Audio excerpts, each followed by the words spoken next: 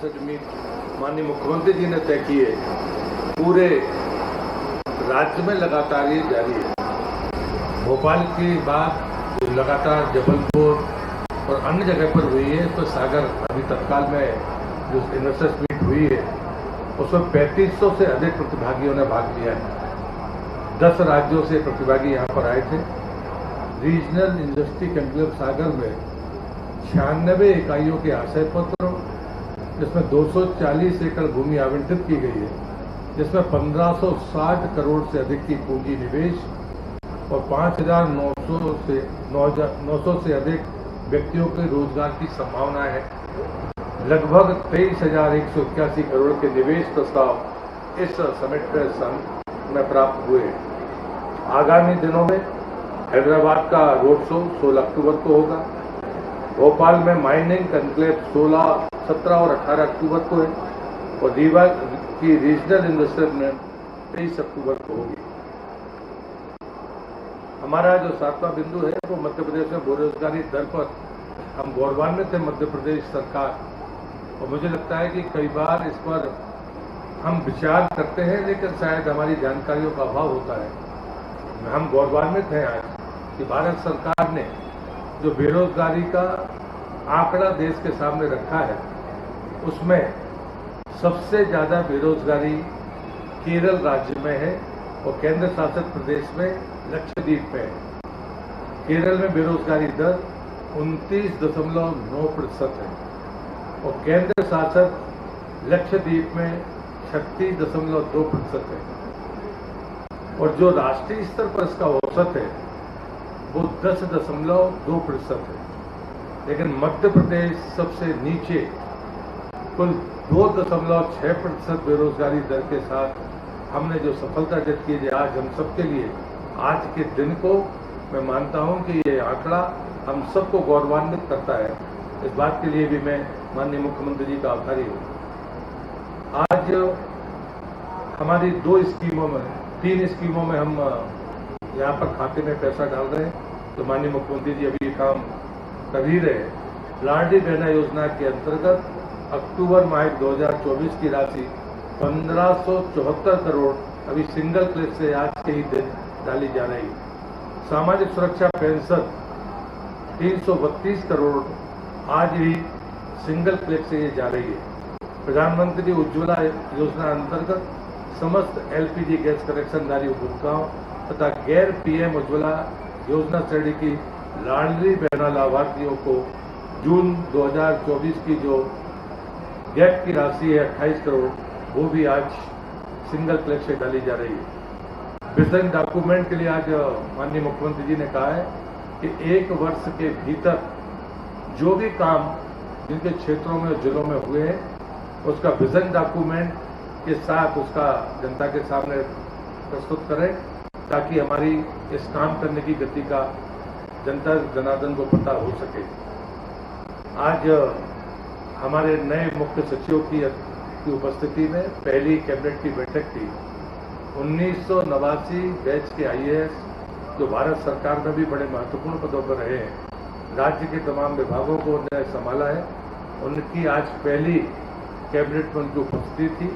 माननीय मुख्यमंत्री जी सहित मंत्रिपरिषद ने उनको शुभकामनाएं दी हैं और हमारी पूर्व मुख्य सचिव जिन्हें 10 माह तक इस राज्य में मुख्य सचिव के तौर पर काम किया है, उनके प्रति भी आभार व्यक्त किया गया है मंत्रिपरिषद के द्वारा। आज वीरांगना रानी दुर्गावती की जन्म जयंती के दिन जो हमारी एक महत्वपूर्ण योजना है, उसका नाम रानी दुर्गावती जी के नाम से श्री अन्न प्रोत्साहन योजना। इसमें प्रति हेक्टेयर 3900 रुपये की अतिरिक्त राशि किसान को दी जाएगी और इसका रकबा बढ़ाने का फैसला भी जो लक्ष्य है वो 1 लाख हेक्टेयर तक पहुंचाने का आज फैसला किया है। इसमें कोदो, कुटकी और रागी जैसी चीजें उत्पादन के महत्व को बढ़ाने के लिए इस योजना में दिया है, लेकिन ये वीरांगना रानी दुर्गावती के नाम पर श्री अन्न प्रोत्साहन योजना है। दूसरा, मध्य प्रदेश में जो हमारा मिलेट का जो उत्पादन है वो लगातार बढ़ रहा है और मध्य प्रदेश ने उसको अपना अव्वल स्थान प्राप्त किया है।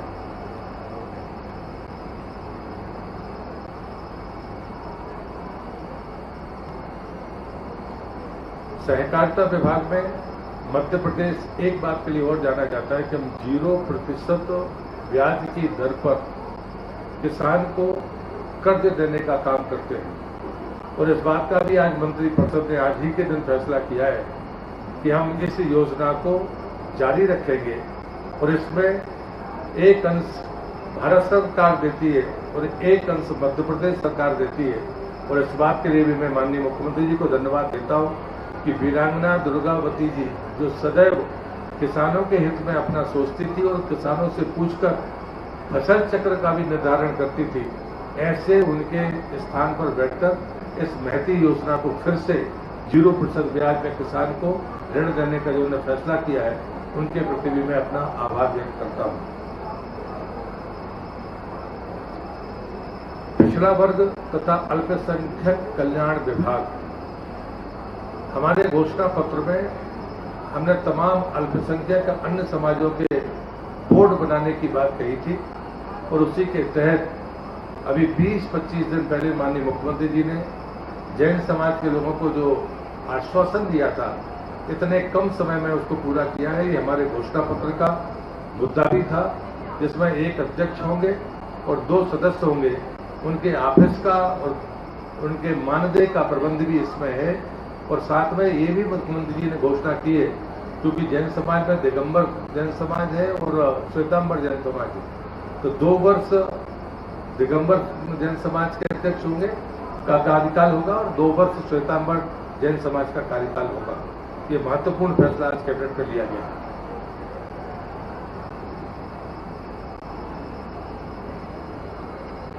लोक स्वास्थ्य एवं चिकित्सा शिक्षा विभाग, नर्सिंग महाविद्यालयों में हमारी 2 श्रेणियां थी। पहले मध्य प्रदेश सरकार ने चिकित्सा विभाग को और शिक्षा विभाग, चिकित्सा शिक्षा विभाग को एक ही मंत्रालय कर लिया, एक मंत्रालय बना दिया था।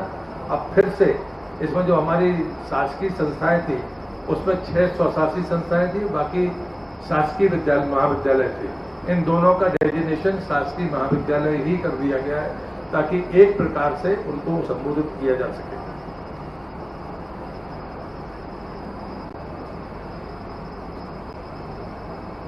अंत में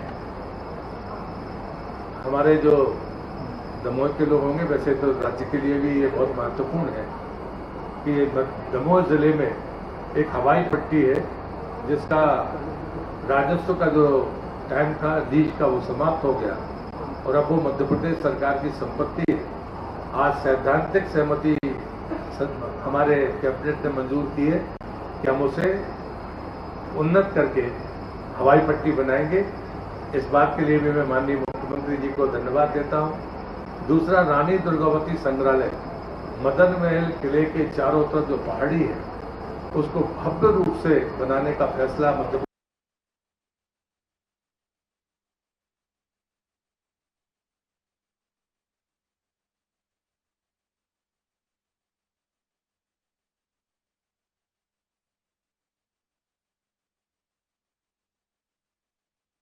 किया जा सके।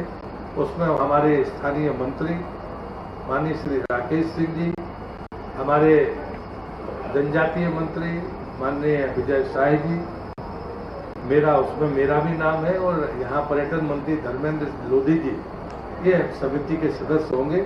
और ये समिति ये तय करेगी कि वास्तव में उस उतने लंबे चौड़े क्षेत्र में किस प्रकार से डेवलपमेंट हो, ताकि वीरांगना रानी दुर्गावती जी के उन तमाम व्यक्तित्व के को निखारा जा सके, चाहे वो न्याय से जुड़ा हो, चाहे वो जल प्रबंधन से हो, चाहे उनकी प्रशासनिक क्षमता हो, चाहे वो किसान कल्याण की उनकी मनोवृत्ति हो। जितने भी प्रकार के उनके फैसले हैं, वो सब उस संग्रहालय में दिखें, जो ओपन होगा, जिसमें सभी प्रकार की सुविधाएं होंगी, जिसमें थिएटर भी होगा, ओपन थिएटर भी होगा, जितने प्रकार के अनाज के या जनजातियों की रहन सहन की जितनी भी विधियां हो सकती हैं, वो सब वहां पर मौजूद हो।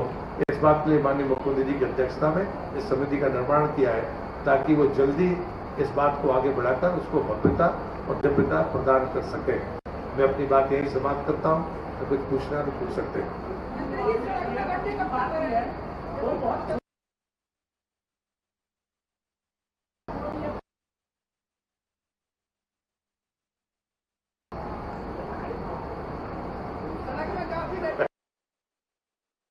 रिपेयरिंग में शुरू हुई, बाकी एनएच बना ही देगा।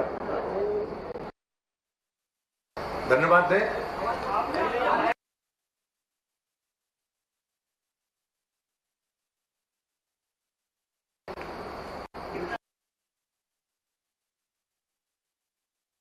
सैद्धांतिक सहमति बनी है, जब वो बन जाएगी तो उसके बाद आपको शेड्यूल पता चल जाएगा कि कौन उतरेगा।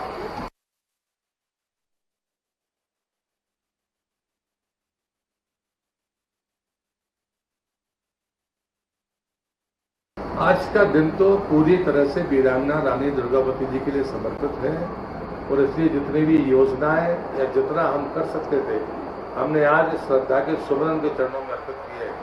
और जो हमारे जनप्रतिनिधि थे, हम लोगों ने माना कि हवाई पट्टी के उद्धार के बारे में आगे बढ़ना चाहिए, तो उस पर सैद्धांतिक सहमति उन्हें दी है। तो मुझे लगता है कि ये और पर्यटन की दृष्टि से जो रानी दुर्गावती के इस पूरे क्षेत्र में होना है उसके लिए बाकायदा एक रोड मैप है। बहुत धन्यवाद सबको।